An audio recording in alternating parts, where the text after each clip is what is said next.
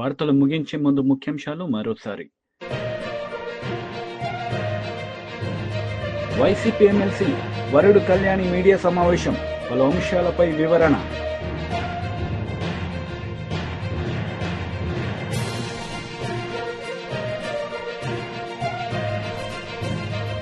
మాజీ మంత్రి కేటీఆర్ మీడియా సమావేశం, సీఎం రేవంత్ రెడ్డిపై ఫైర్.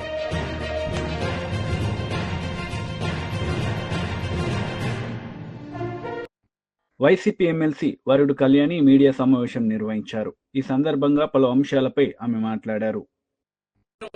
వ్యవహరించిన వీడియోలు బయటికి రావడం జరిగింది. నిజంగా ఆ వీడియోస్ చూస్తే ఈ రాష్ట్రంలో ఉన్న మహిళలందరూ సిగ్గుతో తలదించుకున్నారు. అంత దారుణంగా అతను వ్యవహరించాడు. ఒక మహిళని, అది ఒక ప్రభుత్వ ఉద్యోగిని ఎంత దారుణంగా లోబర్చుకున్నాడు, ట్రాప్ చేశాడు. మోసం చేయడమే కాకుండా 5 సార్లు అబార్షన్స్ చేయించడం, బెదిరించడం, కొట్టడం. అంటే ఎంత బరి తెగించి ఈ కూటమిలో ఉన్న ఎమ్మెల్యేలు వ్యవహరిస్తున్నారో ఈ సందర్భంలో మనకు అర్థమవుతుంది. ఇలాంటి సంఘటనలు గత కొన్ని నెలలుగా ఈ కూటమి ప్రభుత్వం అధికారంలోకి వచ్చాక పదే పదే మనం వింటూ ఉన్నాము, చూస్తూ ఉన్నాము. దీనికి ఒకటే కారణం నాకు అనిపిస్తూ ఉంది. ఏంటంటే ఈ కూటమిలో ఉన్న ఎమ్మెల్యేలకు గాని, తెలుగుదేశం పార్టీ జనసేన నాయకులకు గాని, వాళ్ళ కార్యకర్తలకు గాని ఇలాంటి తప్పుడు పనులు చేస్తే శిక్షిస్తుంది ప్రభుత్వము అనే భయం లేని పరిస్థితి. అందువల్ల ఈ విధంగా బరి తెగించి విచ్చలవిడిగా మహిళల జీవితాలతో వీళ్ళు ఆడుకుంటూ ఉన్నారు. మొన్ననే చూసాం, ఆ మినిస్టర్ సంధ్యారాణి పిఏ వ్యవహారంలో ఎంత దారుణంగా ఒక ప్రభుత్వ ఉద్యోగి అయిన మహిళను మోసం చేసి లోబర్చుకొని ఆమెని అతను వేరే వాళ్ళకు కూడా తాచడానికి ప్రయత్నిస్తే ఏమైనా న్యాయం జరుగుతుందేమో అని చెప్పి అందరూ ఆశించడం జరిగింది. నెల రోజుల తర్వాత చూస్తే ఎవరైనా నిందితుడు జైల్లో కూర్చుంటాడు, కానీ ఈ కూటమి ప్రభుత్వంలో ఆ బాధితురాలు జైల్లో కూర్చుంది. అలాంటి దారుణమైన పరిస్థితులు ఈ రాష్ట్రంలో నెలకొని ఉన్నాయి. మరి ఇలాంటి సంఘటనలు జరుగుతూ ఉంటే, తప్పు చేసిన వాళ్ళని ఈ కూటమి ప్రభుత్వంలో శిక్షించకపోతే మరి ఇలాంటి వాళ్ళు ఇలాంటి తప్పుడు పనులు చేయక ఏం చేస్తారు? అలాగే మొన్ననే చూసాం, ఒక జనసేన కార్యకర్త ఏమో స్టేజ్ మీద పబ్లిక్ గా ఒక మహిళల్ని డాన్స్ చేసుకునే వాళ్ళేదో బ్రతుకు తెరువు కోసం రికార్డింగ్ డాన్సులు చేసుకుంటూ ఉంటే వాళ్ళనేమో బట్టలిప్పి డాన్స్ చేయమని పబ్లిక్ గా చెప్పాడు. మరి అతని మీద ఏమైనా కేసు పెట్టి అరెస్ట్ చేశారా? ఈ కూటమిలోనూ ఇంతమంది నాయకులు ఉన్నారు, ముఖ్యమంత్రి గారు ఉన్నారు, పవన్ కళ్యాణ్ గారు ఉన్నారు, మహిళా హోం మంత్రి ఉన్నారు, లోకేష్ గారు ఉన్నారు. మరి ఎందుకు అతని మీద కూడా ఎటువంటి కేసు లేదు? ఇలాంటి తప్పుడు పనులు చేస్తూనే వాళ్ళ మీద కేసులు పెట్టకపోవడం వల్ల వీళ్ళు బరితెగి మన ప్రతి సందర్భంలో చూస్తూ ఉంటే ఒక్కరి మీద కేసు లేదు, తిరిగేమో ఆ బాధితుల మీద కేసులు పెట్టే పరిస్థితి. అసలు ఆ రాప్తాడులో చూసుకుంటే 14 సంవత్సరాల దళిత బాలికను ఇంచుమించు 6 నెలల పైగా 14 మంది తెలుగుదేశం పార్టీ కార్యకర్తలు దారుణంగా అత్యాచారం చేస్తే ఎటువంటి కేసు లేదు. మా పార్టీ నాయకులందరూ దాని మీద గొడవ చేస్తే తూతూ మంత్రంగా కేసు పెట్టిన పరిస్థితి చూసాం. అలాగే సత్తివేడి ఎమ్మెల్యే ఆదిమూలం వల్ల ఒక మహిళ లైంగిక వేధింపులకు గురయ్యి ఈ రాష్ట్రంలో ఆ విషయం బయటికి చెప్తే ఆమెకి రక్షణ లేదు అని చెప్పి పక్క రాష్ట్రమైన హైదరాబాద్కి వెళ్ళి ఆవిడ ప్రెస్ మీట్ పెట్టడం జరిగింది. మరేమి ఆ ఎమ్మెల్యే మీద కేసు పెట్టాలి కదా, అరెస్ట్ చేయాలి కదా. ఏమంటే సెటిల్మెంట్ చేశారు చంద్రబాబు నాయుడు గారు. నిజంగా సిగ్గుతో తలదించుకోవాలి ఇలాంటి వ్యక్తికి ఓట్లు వేసినందుకు ఈ రాష్ట్ర ప్రజలు. అలాగే తీసుకుంటే మనం ఆ కిరణ్ రాయల్ అనే వ్యక్తి, ఆ జనసేన ఇన్ఛార్జ్, అతను లక్ష్మి అనే మహిళను ఎంత దారుణంగా మోసం చేస్తే ఆమె పబ్లిక్ గా బయటకు వచ్చి చెప్తే ఎటువంటి కేసు కూడా ఆ కిరణ్ రాయల్ మీద లేని పరిస్థితి. అలాగే జనసేన ఇన్ఛార్జ్ అయిన ఎమ్మెల్యే సోమిరెడ్డి చంద్రమోహన్ రెడ్డి మీడియా సమావేశం నిర్వహించారు. ఈ సందర్భంగా పలు అంశాలపై ఆయన మాట్లాడారు. అందరికి నమస్కారం. ఈ ల్యాండ్ టైటిలింగ్ యాక్ట్ ఒక దుర్మార్గమైన చట్టం. జగన్మోహన్ రెడ్డి గవర్నమెంట్లో ల్యాండ్ టైటిలింగ్ యాక్ట్ తెచ్చారు. ప్రజలు వాళ్ళ ఆస్తుల హక్కుల మీద నలిగిపోయినారు. అప్పుడు మేము కూడా ఒక హామీ ఇచ్చాం, రీసర్వే పేరుతో కానీ ల్యాండ్ టైటిలింగ్ యాక్ట్తో వచ్చిన నష్టాన్ని కానీ మేము సవరిస్తామని చెప్పాం. ల్యాండ్ టైటిలింగ్ యాక్ట్ రద్దు చేశాం. ఆయన ధర్మాన ప్రసాదరావు గారు, ఆయన ఇప్పుడు కేంద్రానికి ఒక లేఖ రాశాడు. మేము ప్రజల ఆస్తులు కాపాడేదానికి ల్యాండ్ టైటిలింగ్ యాక్ట్ తెచ్చాము, తెలుగుదేశం ప్రభుత్వం దాన్ని రద్దు చేసింది, మీరు దాని మీద చర్యలు తీసుకొని అది ఇంప్లిమెంట్ అయ్యేటట్టు చూడమని చెప్పింది. నీతి ఆయోగ్ డైరెక్షన్ ప్రకారం మేము చేసామని చెప్పారు. నీతి ఆయోగ్ చాలా క్లియర్గా చెప్పింది ఏమనంటే, మహారాష్ట్ర మోడల్గా తీసుకోమన్నది. ఇప్పుడు క్లియర్గా ఇక్కడ చెప్పింది, states may adopt the version best suited for them. అంటే రాష్ట్రాలు ఈ టైటిలింగ్ వ్యవస్థని పటిష్టం చేసేదానికి మహారాష్ట్ర ఎగ్జాంపుల్గా కూడా ఇది లెటర్ పెట్టినారు. 2019 డిసెంబర్ 20 కేంద్ర ప్రభుత్వం రాజీవ్ గౌబా క్యాబినెట్ సెక్రటరీ రాష్ట్రపతి భవన్ నుంచి టోటల్ అన్ని రాష్ట్రాలకి లెటర్ పెట్టింది. మహారాష్ట్ర బాగుంది, వాళ్ళు తెచ్చిన చట్టం, దాన్నైనా చూసుకోండి, లేదా మీకు ఏది బెటర్ ఆప్షన్ అనుకుంటే దాన్ని ఇంప్లిమెంట్ చేయండి, చట్టం తేండి. ఈ రైతులకు భూముల హక్కుల మీద, యజమానులకి హక్కుల మీద లక్షల కేసులు కోర్టులలో నలుగుతున్నాయి అని ఒక సలహా ఇచ్చింది. దానికి నీతి ఆయోగ్ సిఫార్సులు ఏమన్నదంటే, నిపుణులను, బాధ్యతాయుతంగా ఉండే అధికారులను, న్యాయాధికారులను మాత్రమే అప్పీలేట్ ట్రిబ్యునల్లో నియమించాలన్న నీతి ఆయోగ్ సూచనల్ని పక్కన పెట్టేసింది. దాంట్లో సింపుల్గా ఎనీ పర్సన్ అనే పదాన్ని చేర్చేసింది. Any person. ఆ ల్యాండ్ టైటిలింగ్ యాక్ట్ వచ్చిన తర్వాత ఎంత దురదృష్టం అంటే, దానికి టీఆర్ఓ అంటే టైటిల్ రిజిస్ట్రార్ ఆఫీసర్, జిల్లాలో టీఆర్ఓ అని వేస్తారు. అంటే ఎనీ ఆఫీసర్ అని పెట్టుకున్నారు కదా. నీతి ఆయోగ్ డైరెక్షన్స్ పక్కన పెట్టి ఒక రిటైర్డ్ ఆర్డీఓ, నెల్లూరు జిల్లాలో ఒక రిటైర్డ్ ఆర్డీఓ ఉంటాడు, ఆయన్ని టైటిల్ రిజిస్ట్రార్ ఆఫీసర్గా పెడతారు. ఆయనకి ప్రజల ఆస్తుల మీద ఆ టీఆర్ఓ నిర్ణయమే తుది నిర్ణయం అన్నట్టు సెక్షన్లు ఉన్నాయి. రిజిస్ట్రేషన్ల ద్వారా చెల్లుబాటు అయ్యే పత్రాలకు విలువ లేకుండా చేసేశారు. టీఆర్ఓ సంతృప్తి మేరకే యాజమాన్యం నిర్ణయించడం. వైసీపీ ఎమ్మెల్యే కేతిరెడ్డి వెంకటరామిరెడ్డి మీడియా సమావేశం నిర్వహించారు. ఈ సందర్భంగా పలు అంశాలపై ఆయన మాట్లాడారు. ఎప్పుడో 14 నుంచి 19 టైంలో మొదలుపెట్టిన 2 బిల్డింగ్లు మొదలుపెట్టి దాన్ని ఇప్పుడేదో కొత్తగా కట్టినట్టు, కొత్తగా ఈ ప్రాంతం అంతా అభివృద్ధి చెందుతున్నట్టు ఒక మభ్యపెట్టే ప్రయత్నం ఈ ప్రభుత్వం చేస్తుంది. ఓవరాల్గా మా రాయలసీమ ప్రాంతం అంటే ఎలాగో నిర్లక్ష్యానికి గురి అయిపోయింది. ఇప్పటికీ కూడా ఇబ్బందికరమైన పరిస్థితులు మా ప్రాంతంలో ఉంది అని చెప్పేసి నేను పలు విధాలుగా కూడా ఈ ప్రభుత్వాన్ని ప్రశ్నించడం జరిగింది. ఇక్కడున్న కూటమి నేతలకి అందరికీ. మాతో పాటు వెనుకబడి జిల్లాని శ్రీకాకుళం, విజయనగరము ఇలాంటి ప్రాంతాల్లో తీరా చూస్తే అమరావతి అని, క్యాపిటల్ అని, ఇక్కడ ఏదో జరిగిపోతుందని ప్రజలందరినీ కూడా మభ్యపెట్టే ప్రయత్నం ఈ కూటమి ప్రభుత్వం చేస్తుంది. ఈరోజు చూసినామంటే మార్పు మొదలైంది. డెఫినెట్గా మార్పు మొదలైంది. జనాల్లో మార్పు మొదలైంది. జనాలు తెలుసుకునే ప్రయత్నం చేస్తున్నారు ఏం జరుగుతుందో అని చెప్పి. రాష్ట్రం మళ్ళీ కోలుకుంటుందని, కోలుకోవటం లేదైనా నిజానిజాలు తెలుసుకునే ప్రయత్నం చేస్తుంది. ఎందుకంటే మనకు అందరికీ తెలిసినదే, రాజధాని ప్రాంతంలో ఎటువంటి అవినీతి కార్యక్రమాలు జరిగినాయో, కిలోమీటర్కి 180 కోట్ల రూపాయలతో యాక్సిస్ రోడ్డు అనుసంధానం కావచ్చు, వరద నివారణకు ఎత్తిపోతల ద్వారా ఏ విధంగా దోపిడీ జరిగిందో మనందరికీ తెలిసినదే.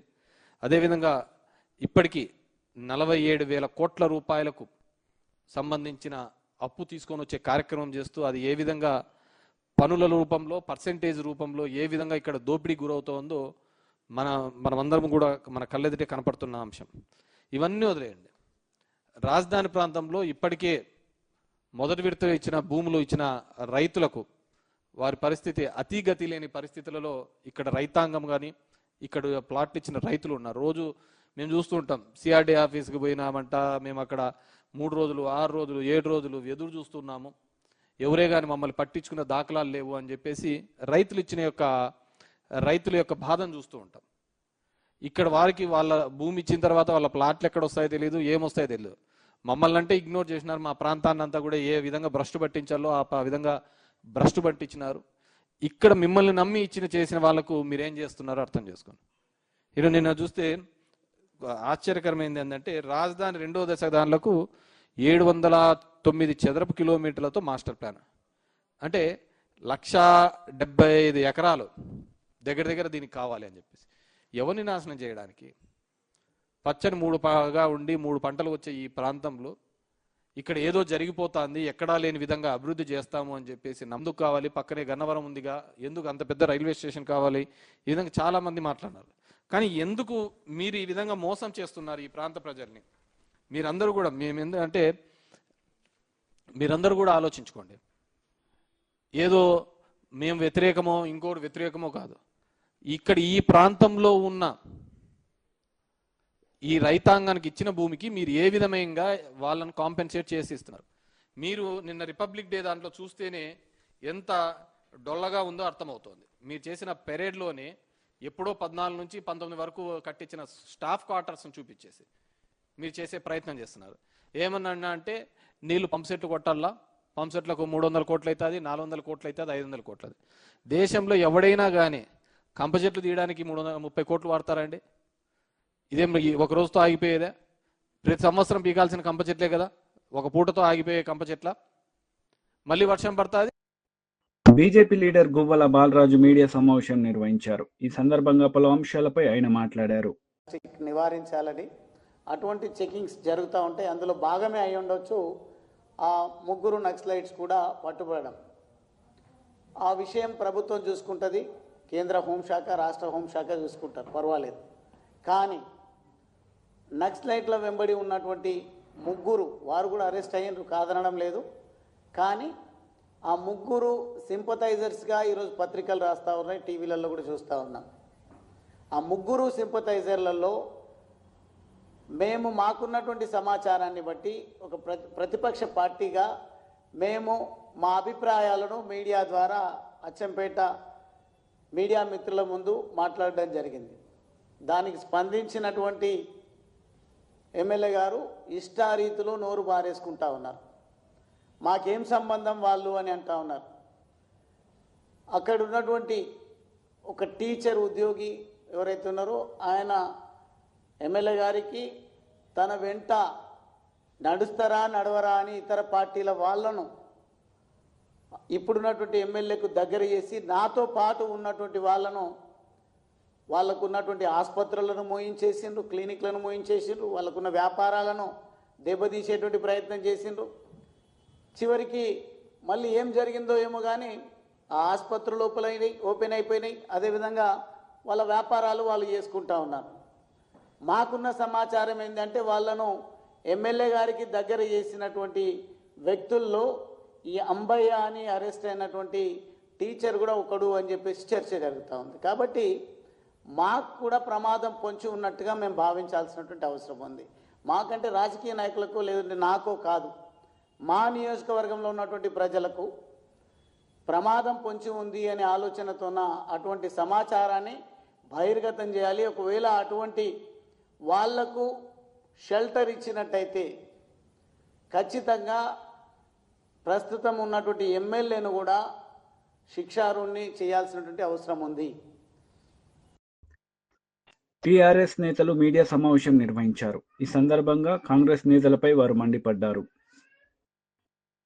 తన గొంతు నొక్కేటువంటి ప్రయత్నం చేయడం, స్థాయిని తగ్గించేటువంటి ప్రయత్నం చేయడం జరిగింది. కాబట్టి దాన్ని మేము అదే విషయాన్ని గౌరవ శాసన మండలి చైర్మన్ గారి దృష్టికి తీసుకురావడం జరిగింది.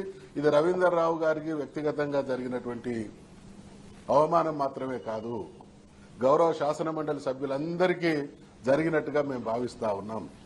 ఒక సభ్యుడిని అగౌరవపరచడం అనంటే సభలో ఉన్నటువంటి అందరినీ అగౌరవపరచడమే. కాబట్టి శాసన మండలి సభ్యుల గౌరవ మర్యాదలకు, పరువు ప్రతిష్టలకు భంగం కలిగినప్పుడు దాన్ని రక్షించేటువంటి బాధ్యత కానీ, దాన్ని రక్షించగలిగినటువంటి శక్తి కానీ ఉన్నటువంటి వ్యక్తి మా పరిషత్ చైర్మన్ గారు. కాబట్టి వారి దృష్టికి వాస్తవాలను తీసుకురావడం జరిగింది. వారు కూడా సావధానంగా విన్నారు.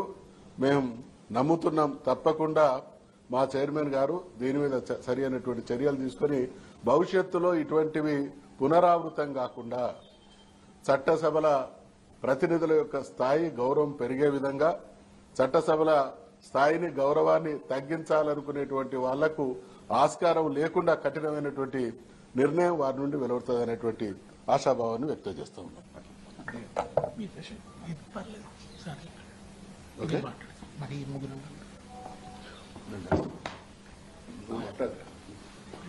ఒక మాట మాట్లాడదాం.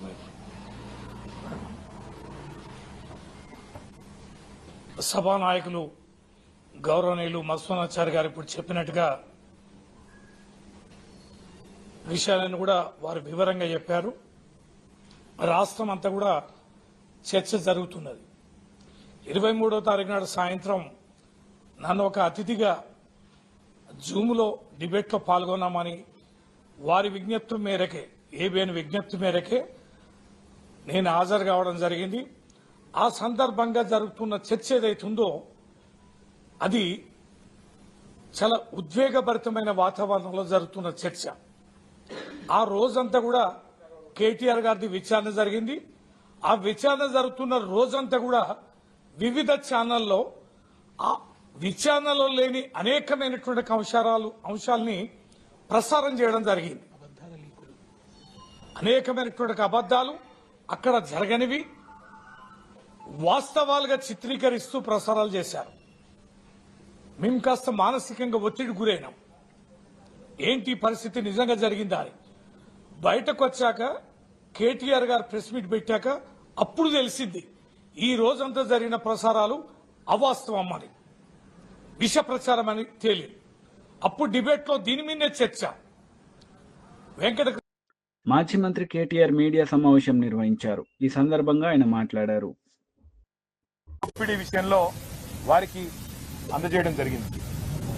సింగరేణిలో అవినీతి జరుగుతున్నదని ఆధారాలతో సహా మా శాసనసభ పక్ష ఉపనాయకులు మాజీ మంత్రి పెద్దలు హరీష్ రావు గారు పత్రికా సమావేశం పెట్టి ఆధారాలతో సహా బయటపెట్టినప్పటి నుంచి కాంగ్రెస్ పార్టీలో వణుకు మొదలైంది. మీడియా కూడా మాకు సహకరించి ఈ కుంభకోణాన్ని పూర్తి స్థాయిలో బట్టబయలు చేసేసరికి పాలకుల గుండెల్లో రైళ్లు పరిగెడతా ఉన్నాయి. కేవలం మాట్లాడడమే కాదు, ఆధారాలతో సహా మరి ఈరోజు పూర్తి స్థాయిలో ఈ కుంభకోణాన్ని బట్టబయలు చేసినాం. సరిగ్గా దాన్ని డైవర్ట్ చేయడానికి, ప్రజల అటెన్షన్ ని దృష్టి మళ్లించడానికి విచారణ పేరిట ఇవాళ ఒకరి తర్వాత ఒకరిని పిలుస్తున్న విషయం కూడా మీకు తెలుసు. ఇవాళ సీఎం అంటే తెలంగాణలో చీఫ్ మినిస్టర్ కాదు, సీఎం అంటే కోల్ మాఫియాకి నాయకుడిగా ఇవాళ రాష్ట్ర ప్రజలు, ముఖ్యంగా సింగరేణి కార్మికులు భావించే పరిస్థితి వచ్చింది.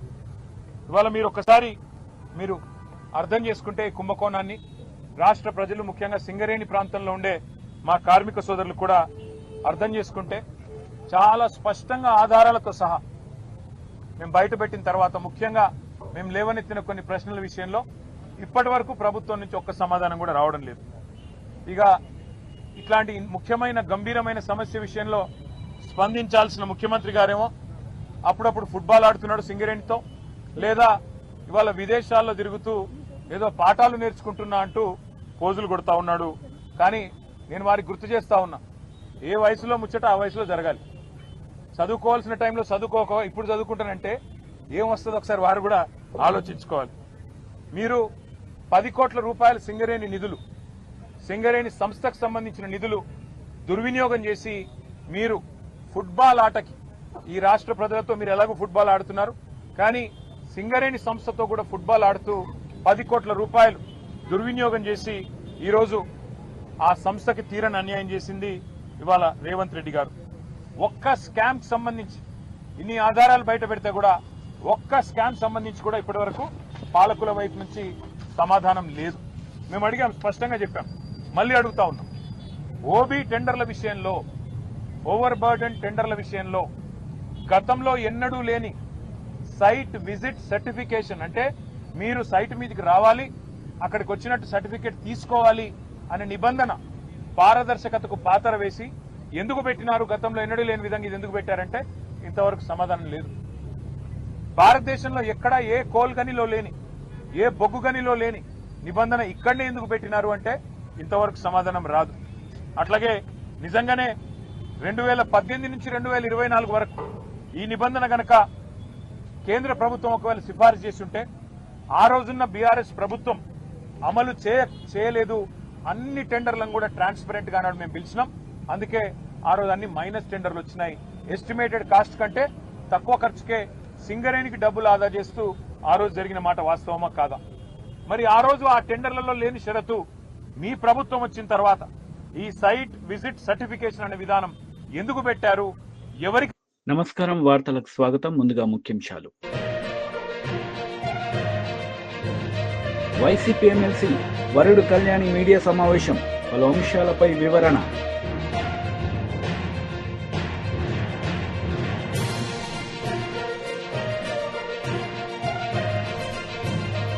మాజీ మంత్రి కేటీఆర్ మీడియా సమావేశం, సీఎం రేవంత్ రెడ్డిపై ఫైర్.